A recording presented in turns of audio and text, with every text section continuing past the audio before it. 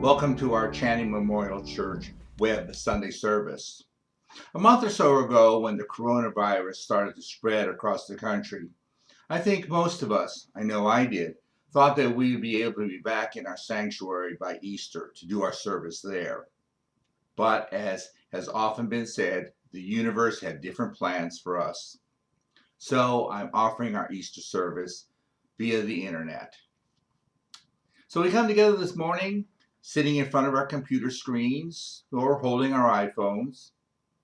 We come together sitting in our living rooms or our home offices or our dining room or on the sun porch. And though we face this day apart, we really are together in spirit. Let's light this chalice now as we do to start our service. Let this chalice we now light remind us that we are a community of faith, a community that gives foundation to our seeking.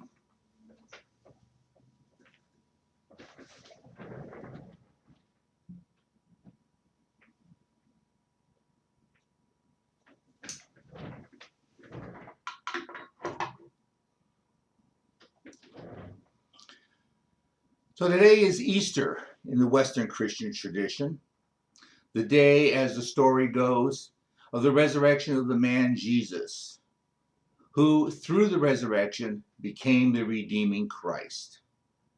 Actually, there are 4 stories about this event that supposedly happened 2,000 years ago. In the Gospel of Mark, which is considered to be or is known to be the oldest of the Gospels, we are told that there was a young man dressed in white sitting in the cave tomb who tells the 3 women that came to the tomb, Jesus is no longer here. He has been raised. And that they should go and tell the disciples that Jesus will meet them in Galilee. And as the story goes, the women ran away from the tomb in terror and amazement. And they were so afraid that they told no one about the event. A later edit of Mark's account adds a few verses about Jesus appearing to various people, appearing to Mary Magdalene, and then appearing to 2 of the disciples, and then later all of the disciples. In the other 3 Gospels, Matthew, Luke, and John, the accounts are all different. They differ as to how many women came to the tomb. In Matthew, it's 2 women. In John, 1 woman. Luke doesn't give a number. And then it goes on, and they differ in saying when and how Jesus appeared. In one of them, he appears as a gardener along a path. In another, he appears suddenly in the locked room amidst the disciples. And in another describes that he appears in Galilee on the top of a mountain, and in another by the sea in Galilee. So we have 4 different accounts of this event, each account differing from other accounts. So what do we do with these narratives? Well, one option we have, as some people do, is to believe the accounts wholeheartedly and make them the foundation of their faith. If this story of death and resurrection is the foundation of a person's faith, I think that is just fine. Another option we have, as some people do, is to completely reject the stories, placing them in the category of being myth, like the Greek myths about their gods. And I guess this is also a viable option when a person's framework of ethics and morality does not include a divinity. Or we can take a third approach. We can take the third approach that allows us to look at these narratives as parables. Now, parables are stories that use drama to convey a message. A parable can be truth-filled without being factual, like the parable of the Good Samaritan. Or to put it another way, the truth being illustrated by the parable does not depend on its factuality or its historical accuracy. The story is meant to convey a moral or spiritual lesson or principle. and not present factual statements or historical account. The story of Jesus' resurrection has lasted 2,000 years because while it may not be the belief statement for many people, it speaks to all of us in parabolic or allegorical ways about the human condition and need. So let me explain. The Easter story at its core is a story about transformation. It is about a man coming out of a cave transformed. The essence of the story can then apply to anyone because we all have parts of our beingness that we have buried, or at least try to hide from ourselves. Yet we know deep down inside that if we let them out of our metaphorical caves and deal with them, we could be a transformed person. That's what gives the Easter story power. As Unitarian Universalist Minister Rob Hardy has said, if resurrection was just something that happened to a man from Nazareth 2,000 years ago, the story would have been long forgotten. But resurrection and transformation is the story of our lives too, and that makes the Easter tale one of the greatest dramas ever told. It is such a great drama because it is every person's story one way or another. I contend that all of us have hidden elements of ourselves. We have hidden behaviors or desires because at some point in our life we were made to discard part of who we are to conform to expectations of others. Perhaps we were forced to hide our intelligence or our drive or our sensitive nature or our natural mechanical skills and artistic abilities. Or we may have hidden elements of our emotional dark side, like anger or jealousy or fear of failure. We did not want to face them, so we hid them away from us. And we all have habits that we wish we did not have, such as drinking or eating or shopping to excess, that we know that are there, but we have never addressed the core emotional needs that have caused those habits. So we've tried to bury these parts of us. We've tried to bury these parts of us so we do not have to deal with them. And even though we have tried to bury them, they are still there. They are affecting us. And shall we say perhaps that they are putting a psychological barb into our psyche or spirit. But we are not meant to live with barbs in our spirit. Those psychological barbs stunt our growth, denying us our full potential. We humans, like all living things, are meant to grow and to develop. And the way that happens is to face the part of us that we have hidden, that are affecting us, that we really don't try to think about, but that they really are there. Progress in life is about transformation. It allows our minds and our hearts to be open to face the parts of ourselves that we have kept hidden, sort of hidden in our personal mental caves.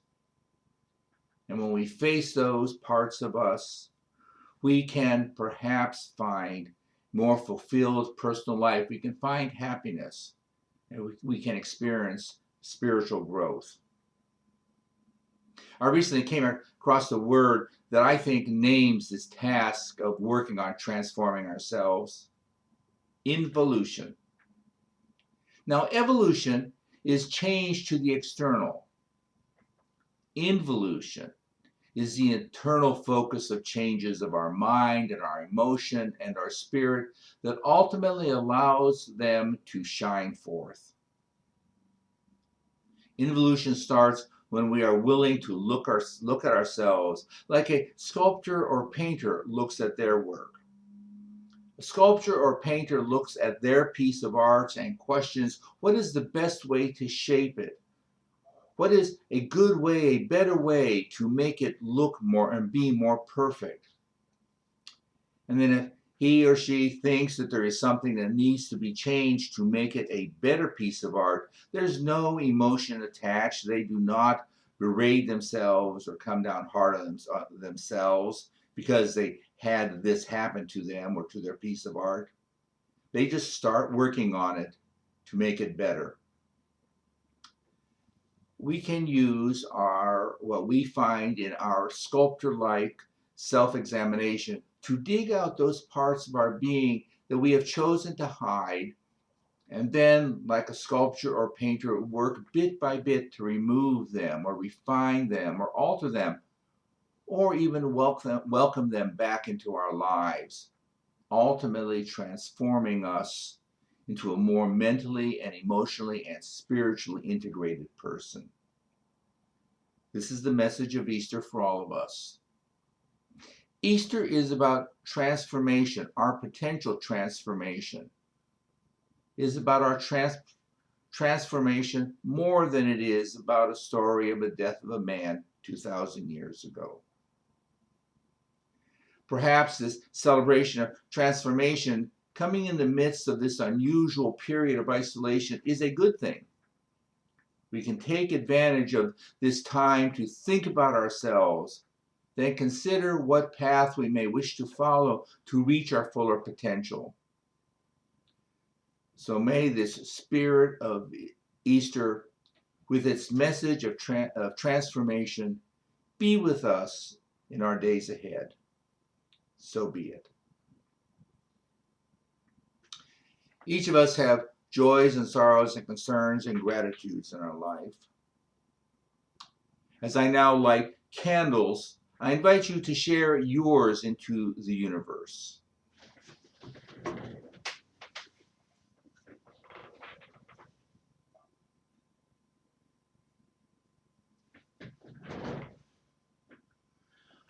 For our family and friends, may they be safe, may they be well. For people in the world in conflict or in illness or poverty or living with prejudices, may they be safe, may they be well.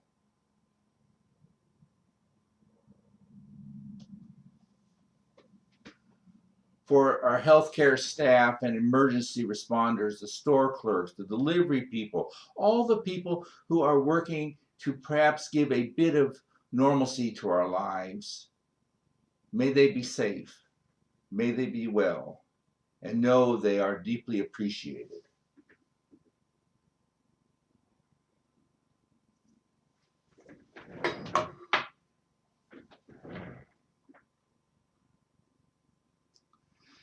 Now, before I close the service, I'd like to again invite you to send me by this coming Wednesday your thoughts or reflections or poems that you have about these unusual times.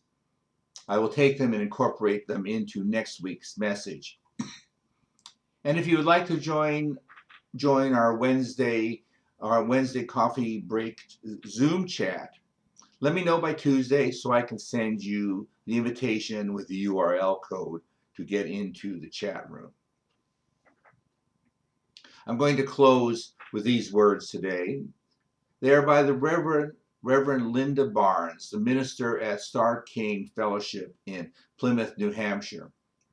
She names this Blessings on Those Staying Home. For those staying home alone, may you grow a deeper understanding of your worth. May you be blessed with peace and serenity, and may you be well. For those who stay home with another, may you find patience and moments of grace in your relations. May you show love. May you offer each other enough time apart to cry, to safely rage, to contemplate. May you give each other reassurances. May there be peace and understanding in your home. And may you be well. For those working from home, may you remember to take breaks. Appreciate your work and the work of your colleagues who are trying to make the best of a difficult time. Make order in your day and then let it go. And may you be well. And for those staying home with children, may you find humor and compassion in your days. There will be learning, but learning perhaps of a different kind, deeper perhaps, unexpected for sure. May there be patience and forgiveness again and again and again. And remember, this too shall pass. May you be well. May we all be well. May it be so. Happy Easter.